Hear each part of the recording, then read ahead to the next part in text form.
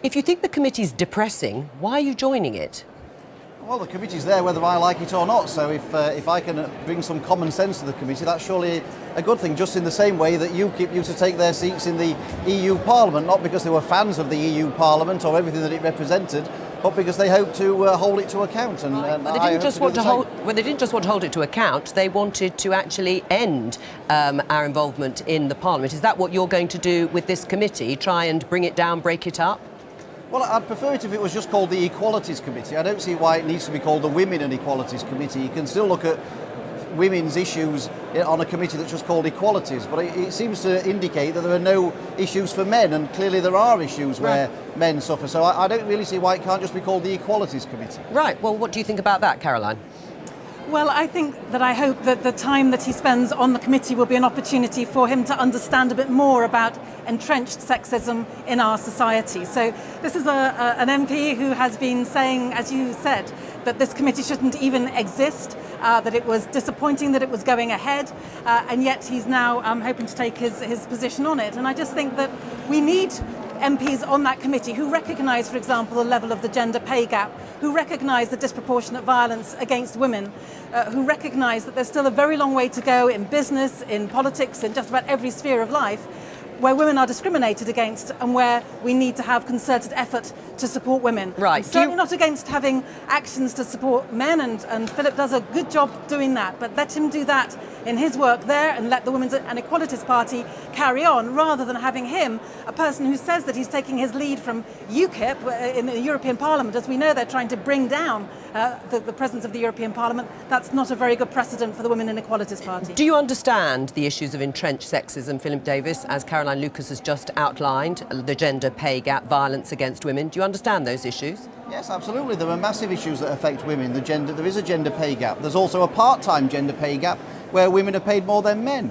Yes, many women, 2/3 of victims of domestic violence are women, but 1/3 of victims are men. So what I'm saying is, of course there are issues that affect women and they should be tackled on the committee, but equally there are issues that affect men, and I don't see why they should be excluded from having their views on what is supposed to be an equalities committee. I believe in equality where gender should be irrelevant, and that's what I want to try and bring to the committee. Right, and what's wrong with that, Caroline? Well, when we have a society where women and men are equally represented in the different spheres of power in this country, then I think that's the time for the debate that Philip wants to have. If he wants to go ahead, as he does, and organise to raise issues around men's equality and issues around very serious issues about suicide rates for men and so forth, then by all means, please go and do that. We support that.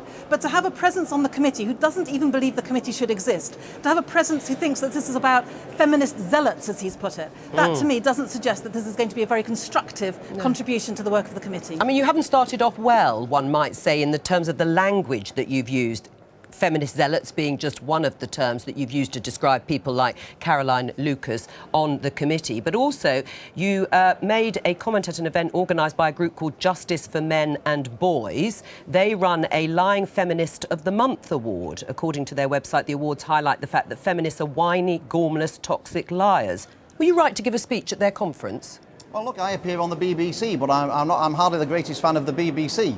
And so just because you appear on a platform somewhere doesn't mean to say that therefore necessarily means you endorse everything about that organisation. So if that was the case, I would never appear on the BBC if you were setting that particular barrier. People should listen to what I actually said, rather play the ball rather than the man. And what the point I made at that speech was that men and women are treated completely differently in the criminal justice system.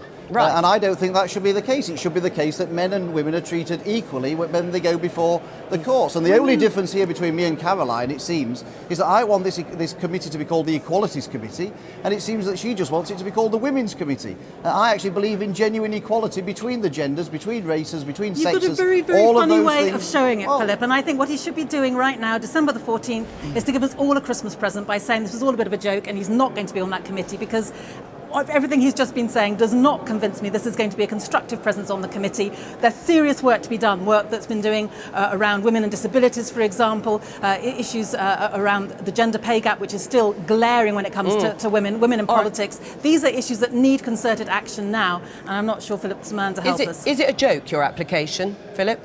No, not at all. And it's very. I would have thought Caroline would be the one person who would actually want to protect people with minority opinions in Parliament. The day that you were a minority, Philip, I'll come a white Anglo-Saxon man. I don't think so. It seems to me that Caroline wants people on the committee only if they agree with her. Well, Right. surely the whole point of a select committee is you have people on there with a range of opinions. Otherwise, what on earth is the point of an all-party select committee and people can only go on there if they all agree with Caroline? It sounds like you are going to get on there because you're standing unopposed. But of course, Parliament, any member of Parliament, Caroline Lucas, can block the appointment or election to this committee. Will you try and block it?